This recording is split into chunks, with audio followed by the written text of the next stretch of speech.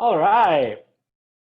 Welcome everybody to Berklee College of Music Meet the String Department event. My name is Daniel Abusi. I'm Assistant Director of Admissions, and I'm tuning in from my home in Boston, Massachusetts. Welcome everybody. So first of all, I'd like to introduce today's panelist. I have with me David Wallace, Chair of the String Department. Hello, David, as well as a number of professors at work studies that will join us in today's session.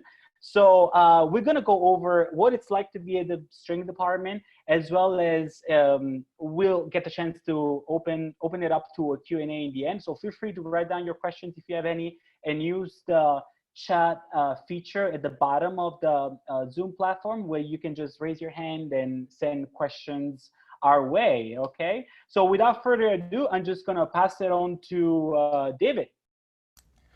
Hi, everybody. I am so excited to be with you today, even though I can't see your faces yet. I'm just looking at the names, and many of you I recognize from visits to campus or even Zoom lessons. And obviously, these are really unprecedented times, and there's a lot we can't say for certain, but the one thing that I can say for certain is that this is an unprecedented department. We've been doing this for over 40 years, doing things that nobody else does, leading the charge all the way, improvising as we go, creating, including all styles, and embracing personal identities, and really doing our best to empower the students. So while we don't know what will happen next week or even in September, I can guarantee that good learning will be happening, good music will be made. That example you heard walking in was actually a student string quartet coached by Jason Anik. That was done totally remotely. They had already been working as a group previous to that, but that was a new tune, and they've been cranking out videos.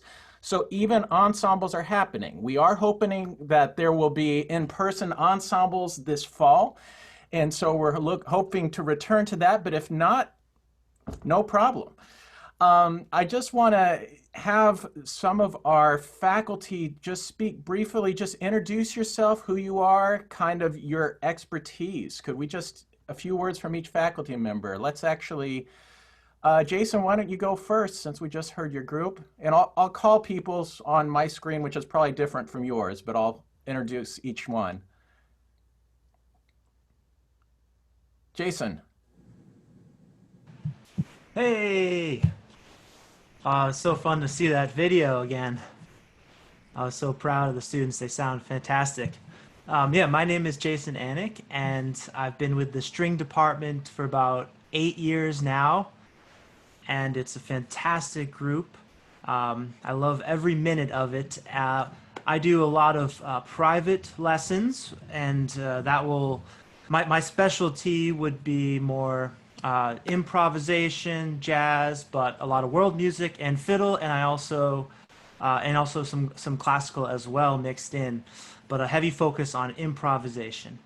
And I also run the Turtle Island String Quartet, as you heard there, as well as a gypsy jazz ensemble, a Django Reinhardt, Stefan Grappelli ensemble. I also do a string survey class where we listen to string players from early improvisation string players all the way to today, and and we dive in and do transcriptions and kind of study a lot of the greats together, and a jazz master class. So yeah, I do a lot of different things. A lot are centered around improvisation, jazz, swing, and gypsy jazz. And I can also say both that Turtle Island String Quartet ensemble and Jason's Jazz Masterclass were both suggestions that came from the students. The string department, by being one of the smaller departments at Berklee, means that I interact with the students a lot more. I might even listen to the students a lot more, but don't tell anybody I said that. But when students come to me with a really good idea, it's like, well, yeah, why not? Let's make that happen. And I think these are especially good times when students have an idea that we do make things happen. Let's hear from Patrice Jackson, who also, in terms of making things happen, she started a Berklee cello ensemble. And Patrice, tell us a little bit about yourself and your role in teaching in the department.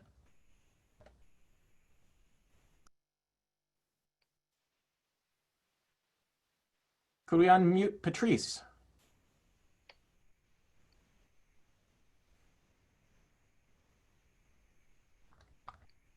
Thank you. Thank you. Thank you. Hi, everybody. My name is Patrice Jackson Tillman, but I go by the name of Professor Jackson. And yes, I've been teaching at Berklee now for 7 years.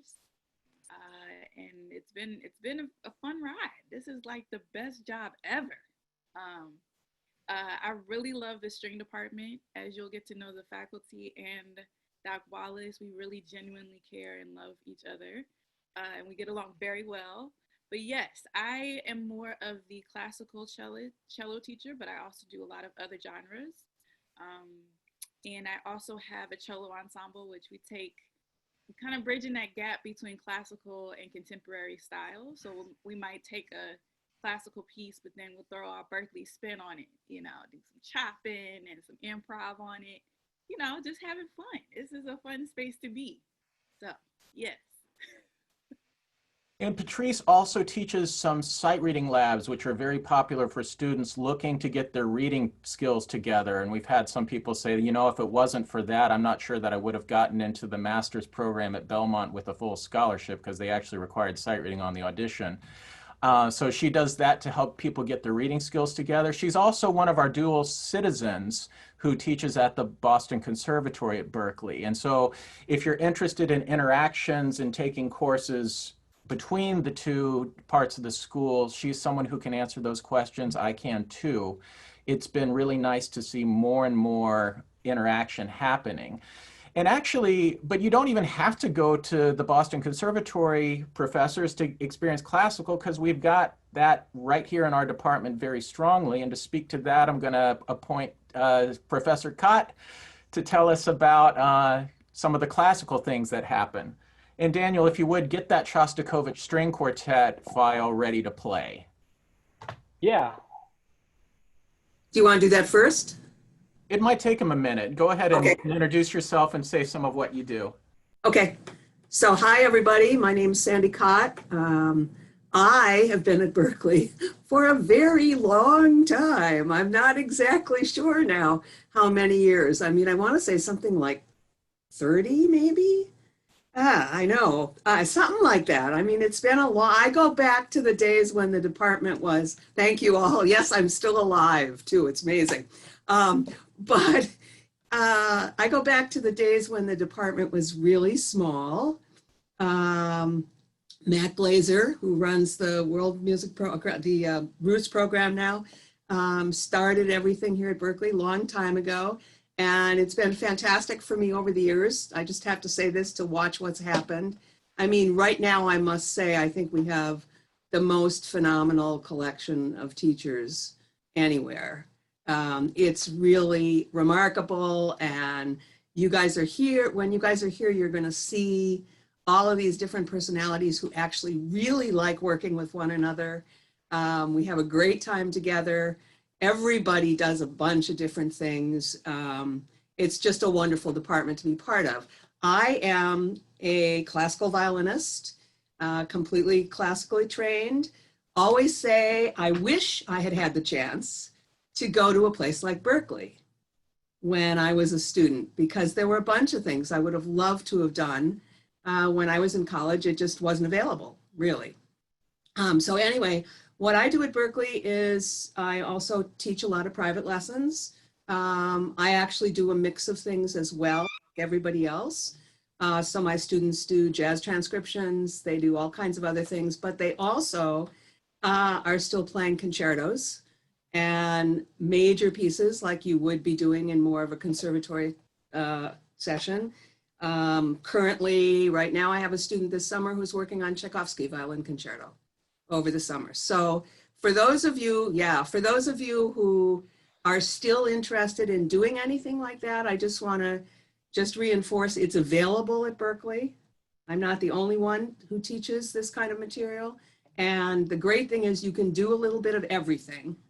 The other thing that I do, I also have a master class, different kind of master class than Jason's, but everyone plays whatever style they're working on.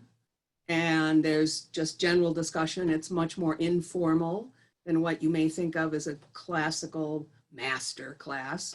And then also we have, happily, I can say in the last 5 years or so, the chamber music program here at Berklee has really expanded. And what you're going to hear soon is a recording that my really advanced quartet put together this last spring after everyone had been sent home. Now, they had been working together for the year up until that point, but they did a recording of a movement of Shostakovich 8 that came out remarkably well. And they did it remotely, which was really amazing. But the quartet literature that people cover, we've done late Beethoven. Everyone always loves doing Shostakovich. We've done other contemporary composers. So there's just a lot of different things that Berklee does offer within our department. So let's hear about 30 seconds of that movement of the Shostakovich Quartet.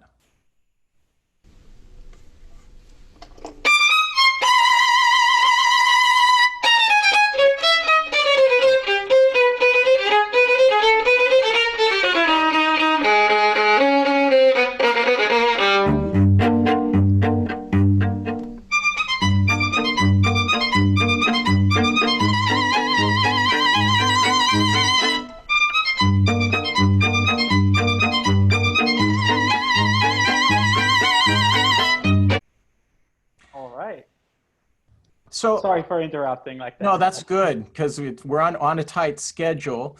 And speaking of tight schedules, I want to go to someone who is a good segue because she's someone who joined us a few years ago. And I remember saying this is probably someone who will go down in history as the only person simultaneously earning a doctorate in classical viola and having a self-produced funk album on the Billboard charts. And that's our Dr. Chelsea Green, professor of violin, viola, bands, chamber music. And you've got a meeting that you're heading to. You want to tell us about the meeting that you're going to in your new role with the Academy, and then tell a little bit about what you do at Berklee. And by the way, a lot of the incoming students will probably be working with Chelsea this fall. Oh, that's really exciting. Well, hi, everybody. I wish I could see you, but I see you in my heart. We're so excited to be talking to you today. I'm actually on my way to a 3:30 meeting. I was just appointed to the National Board of the Recording Academy, the academy that produces the Grammy Awards. And today is our first official board meeting at 3:30. So I'm headed there in just a second, but I'm so glad Doc invited me to come in and speak with you all. My role at Berklee, I feel like I teach a gumbo. That's what I started calling it. I'm teaching it's like a gumbo. You know, you get a good roux, you put some shrimp, some crab, some sausage in there. You eat real good. But I get the honor of teaching. I teach some classical, I teach some jazz, I teach some contemporary jazz, I teach a spectrum of R&B, some of the classics to some current favorites. And this pandemic I've been listening to a lot of B-side records from some good old stuff back in the 60s and 70s, and let me tell you, my students aren't ready for what's coming in the fall. I'm really excited. And I have my own R&B and soul and contemporary jazz ensemble, and I bring a lot of that to Berklee as well. So I teach a directed study every semester that focuses on a genre or an artist. Last semester was a D'Angelo ensemble, which was a lot of fun, and I was really heartbroken that we couldn't do our show. But I also teach an introductory course in the fall semester for those that want a little more experience with improv and learning how to read lead sheets. And if that's not comfortable for you yet, I welcome you with open arms, and we work through different techniques and styles and approaches to how to start breaking down some of this material. And hopefully a lot of it collaborates with what you're learning in your introductory ear training classes and harmony classes, so you're able to kind of put all the pieces together at once, and usually that makes it a little easier to digest. So really looking forward to seeing you all, and welcome. Thank you, Dr. Green. I want to address a question in the chat. We've got an anonymous attendee who asks, hi, I want to know about the mandolin teachers. And actually, this is a question that can kind of radiate radiate out to, I want to know about the viola teachers or the cello teachers or the oud teachers. Essentially, I'm going to put a link that we can get you where you can actually see and all the members of our faculty on berklee.edu strings. Our dedicated mandolin professor is Joseph K. Walsh, who was the first mandolinist at Berklee in terms of a full-time student where that was his primary instrument. And so that was, I think, in the around 2000-ish or something. And since then, mandolin has really exploded at Berklee. And he's certainly, his native tongue is bluegrass, but he's also extremely fluent in jazz and original songwriting. But a lot of our incoming mandolinists also choose to work with Jason Anik, who also does a lot of professional performances on mandolin as well as violin. And so sometimes our students who are more jazz oriented will gravitate towards him. Another popular mandolin teacher is not even a mandolinist, but Sandra Cott, who is a phenomenal Bach expert. And so our mandolinists who are like, hey, I want to play Bach better than Thiele, and they do, go to Sandy and work with him. I've worked with a number of mandolinists as well who were wanting to learn Texas-style fiddling or are working on arranging and songwriting. A lot of them who are interested in old-time music go to Bruce Molsky, and some of them even like say, I want to work with Eugene Friesen and learn about composing a piece for mandolin and orchestra. So the way the string department works is when you come, based on your preferences, your intentions, your major, your life plans, the faculty and I will assign you your teacher for the first semester. And so if you are a mandolinist, the chances are you'd be working with Joe or with Jason. And if you had a specific preference, we would honor that. But after that first semester, you get to determine who your private teacher is. And so you might be like, well, I'm a mandolinist, but you know what? I really like funk and R&B, and I want to take my private lessons with Chelsea. And you could do that. You know, so there are ways that you can chart your own course. I advise people, performance majors actually get 2 30-minute lessons, one called private instruction, one called recital preparation. And it's not unusual for people to split their time. Like for instance, a mandolinist, Maxfield Anderson, who just graduated, was taking his final recital preparation with me and his private instruction with Joe Walsh. So there's ways of getting the best of all worlds. So same thing, you know, if you're a cellist, we've got 5 awesome cello professors, but you might say, you know what, I really want to play Arabic music. And so I would like to take lessons with Simone Shaheen this fall. And so there's ways that we nurture your entire musicianship and you kind of are able to chart your own course. And so actually that question is a pretty good segue to the next person I would like to speak, which is Bruce Molsky, who is a visiting scholar in our American Roots department. And he can tell you a little bit more about his teaching his own old-time music ensemble, as well as the American Roots program and how that runs and how students can interact with that. Yeah, thanks, David. Great to see everybody. Can you hear me? Good, excellent. Yes, I came to Berklee going on 10 years ago. Our American Roots music program just celebrated last year its 10th anniversary, and it was kind of the child of the brainchild of Matt Glazer, who's the artistic director for the program. And Matt saw a kind of a vacuum where music of the early 20th century really needed to be presented in the context of everything else that is going on in Berklee. And my personal area of expertise, if you will, is old-time mountain music. I teach part of the way we operate in the Roots program is that students can sign up for free lessons on a one-off basis. We send out a sign-up sheet every week. You can come, you can dip your toe into the water of American Roots music, and with all the tunes and songs that I introduced, they're all a vehicle to learning a little bit about history and contributions that have been made culturally to our incredibly diverse American fabric of music. And of course, that's a very important topic to be touching on these days. I teach fiddle, I teach old-time banjo, I teach I'm a fingerstyle guitarist, and I've been delving more into teaching West African guitar music and some blues. It's all music of the people.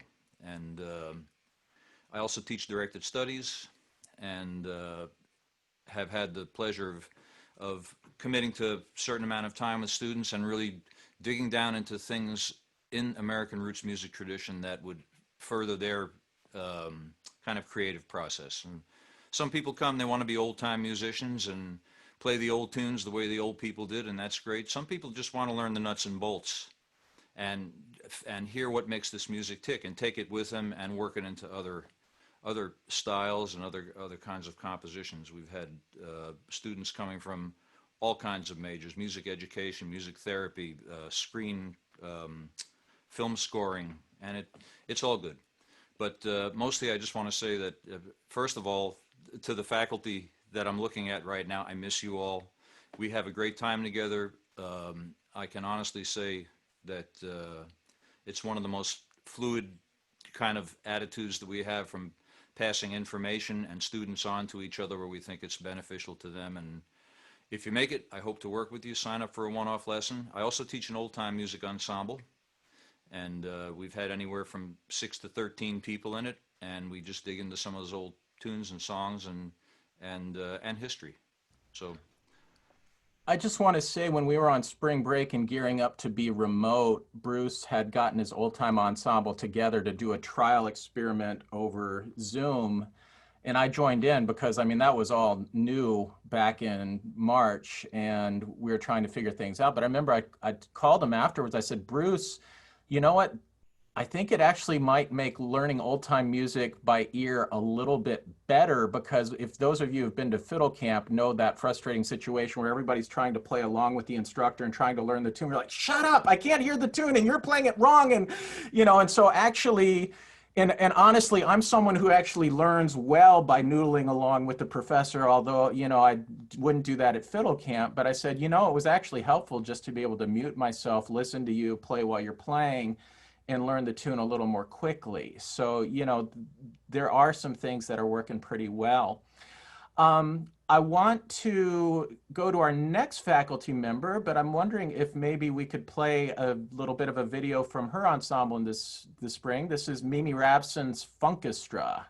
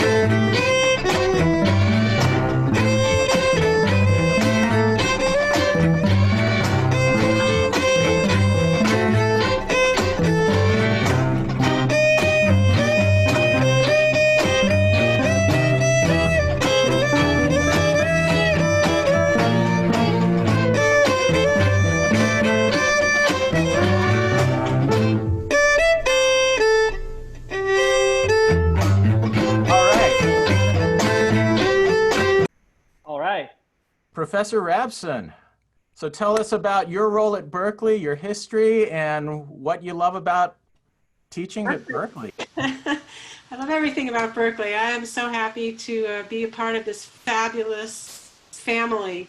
I have been at Berklee for 23 years, and I know that exactly because when I started at Berklee, my daughter was an infant, and she graduated from college last December. So I know exactly how long I've been here. I remember those moments. Anyway, Berklee is just fantastic. Many things separate Berklee string department from other string departments, but I'll just mention a couple of them that I love. One is the thing that Doc already mentioned, where it's not unusual for a student to study with many different faculty members. Every single person on the faculty has such a wonderful, unique perspective to what we're doing. I think it's fantastic to be able to spend a couple of semesters with Jason, a couple of semesters with Sandy, you know, to really try a little bit of everything. I can't think of a better definition for the word education than that. So I love being here because of that. Also, another thing I love about our department is, I can't remember who said it, but is the great collegiality among us. We all get along. We all respect and admire what everybody else is doing, and are learning from each other constantly. I think that makes the department very cohesive and a wonderful place to be.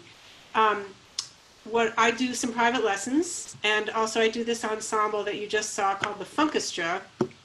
The idea there is that string players get to play music that they normally wouldn't get to play, that they like to listen to for fun.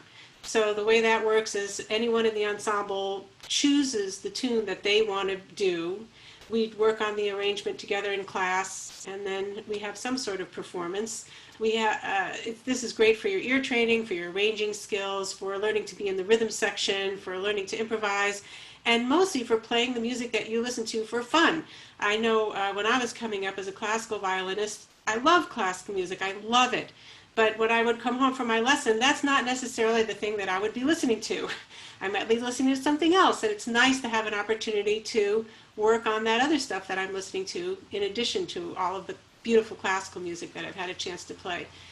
So, you know, there's some technical issues that go into being able to play in different styles, especially as a string player, you'll be asked to do many different stylistic things across the campus. And you'll also probably choose to do a number of different stylistic things.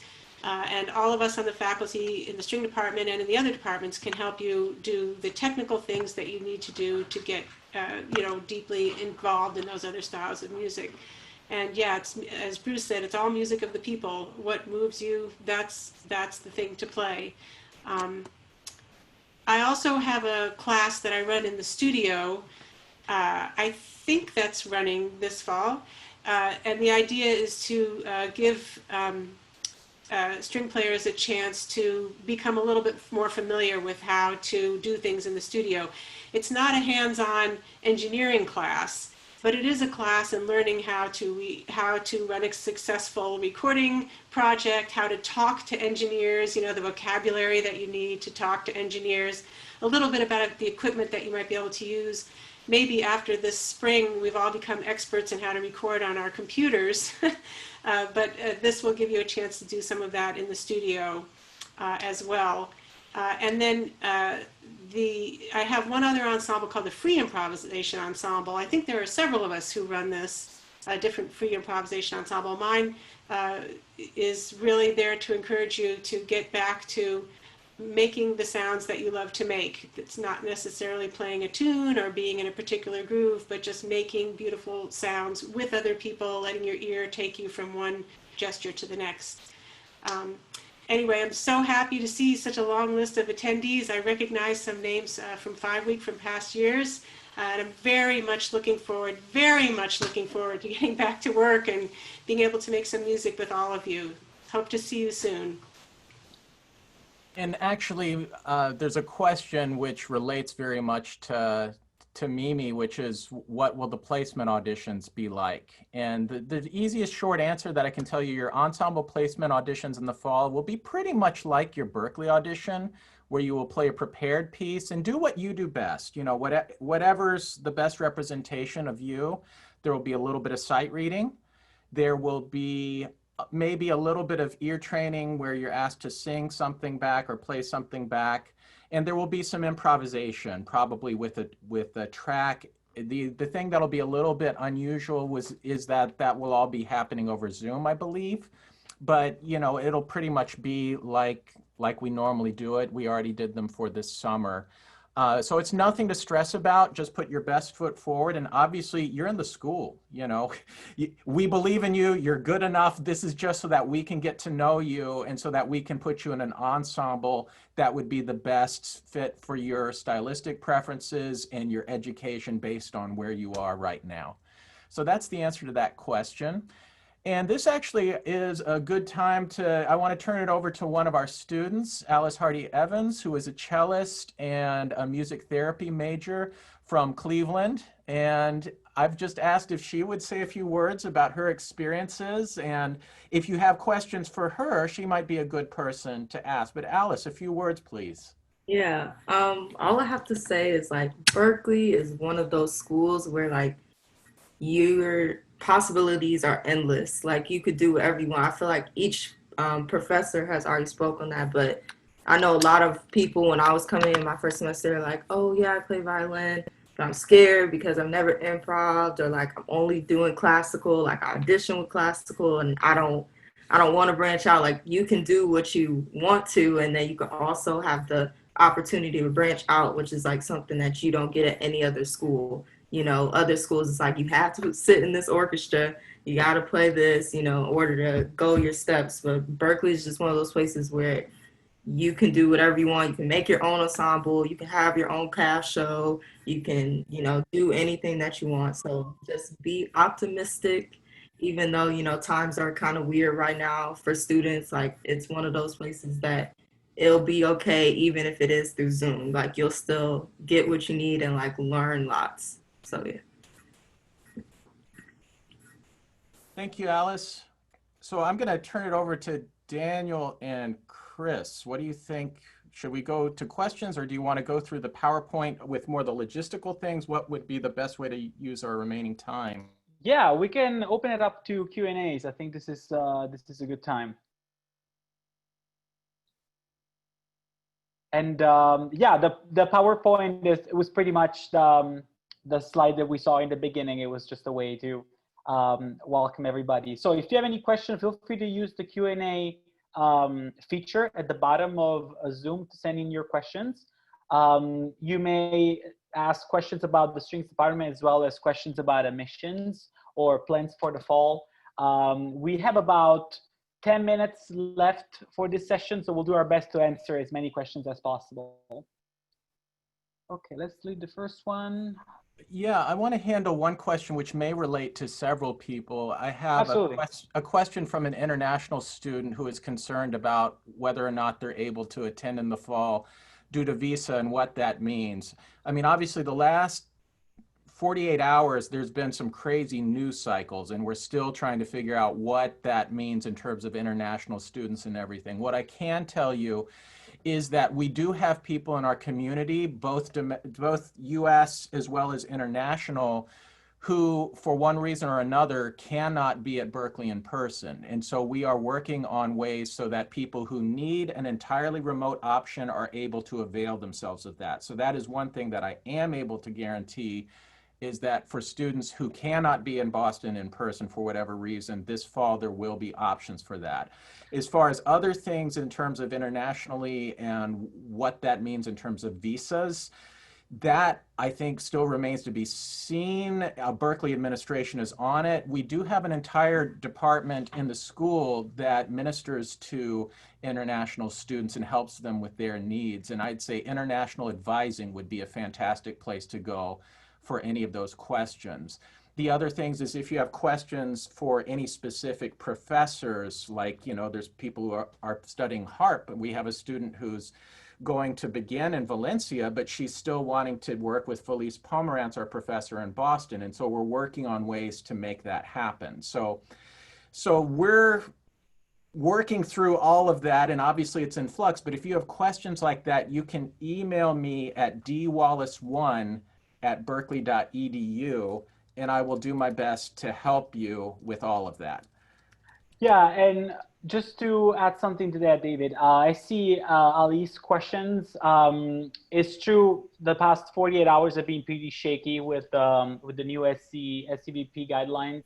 But like you said, our team is on it, and we'll provide guidance. I think these guidelines were not exactly as clear as everybody was expecting. So we have attorneys that are actually helping us, interpret the new regulation, and we'll be able to provide, our departments will send emails and new information to students who are coming in the fall. But like you said, we've seen a lot of students, especially at the international level, being unable to get appointments at the US consulate or embassy because of their closure, because of the outbreak. So we are aware of the delay. Don't worry if you cannot get a visa, because Berklee is indeed offering 100% remote option to all students in the fall who will not be able to come to Boston because of all the delays that they're experiencing with their visa. In the meantime, just expect new information from our end within the next 48 hours. So a few more questions very quickly. If I decide to defer my attendance, do I still have to audition for placement? And the answer to that is yes. Whenever you start at Berklee, you take an ensemble rating audition. And again, like I say, that's to help you know, help us to know where your level is at and what your interests are. The other thing is, if you are deferring, I'm sure that you'd want to take the audition in the semester in which you enter rather than now. So if you were deferring, you wouldn't have to do it in September, but you would do it in the semester in which you're taking courses. Question, will there be opportunities for students who play electric string instruments to play them with ensembles? This semester, I coached an ensemble that was 2 electric violins with extended range, an extended viola, electric range, electric cello, and drums. And I'm hoping that we'll actually have some collaborative videos soon of some of the work they've been doing. We have a faculty member, Dave Fuzinski, who teaches a Mahavishnu orchestra ensemble, and he's looking for really accomplished electric string players who can do the Jerry Goodman stuff. Certainly any of our R&B and funk ensembles it fits. Mimi has, most of the people on this play amplified or electric in one way or another.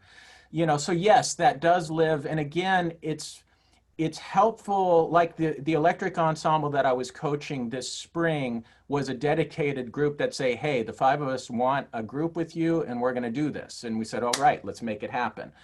So some semesters we have run a rock strings ensemble, but again, it's like if you play electric violin, electric cello, electric oud, whatever you play, you can use that instrument in other ensembles. Question about how do we go about picking classes? Armini's got something? I just want to add very quickly to that. Many of you who are coming in are going to get put in what they call a mixed styles ensemble. You should definitely bring your electric instrument to that. Definitely. Because you'll be playing with a drummer and you won't be heard if you don't. So a related question, for those of us who do not play electric violin, etc., will there be an opportunity to learn that? And the answer is yes.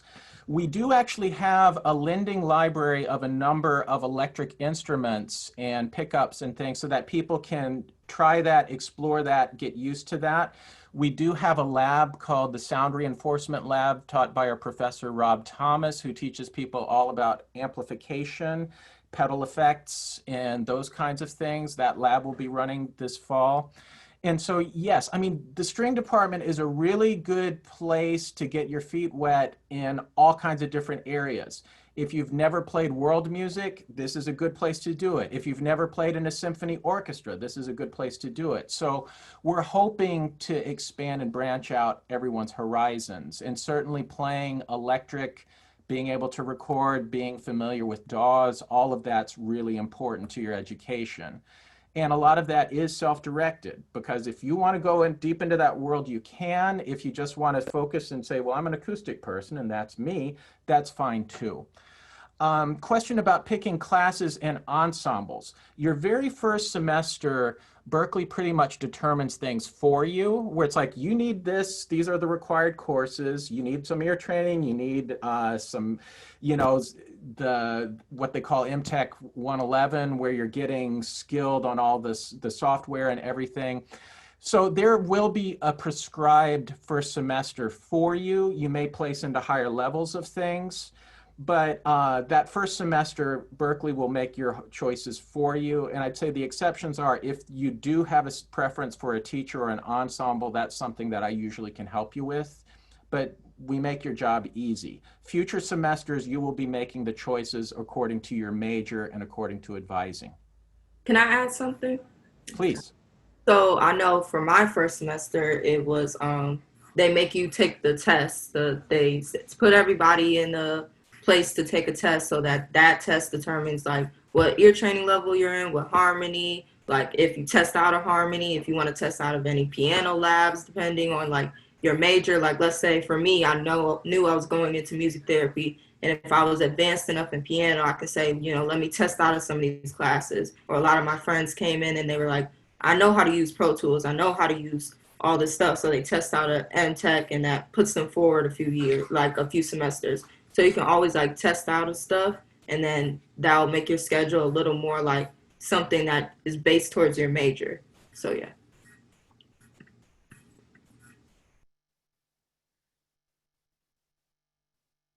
Hello. All right. Well, I believe it's time for us to wrap up the session. I just wanted to say a few more things about you know, how the Office of Admission is supporting all entering students. Feel free to always reach out to us. We're literally on every possible social network you can imagine, from Facebook to, you know, Instagram to WeChat, Kakao Talk. So don't use the excuse that you don't write emails, because we are everywhere.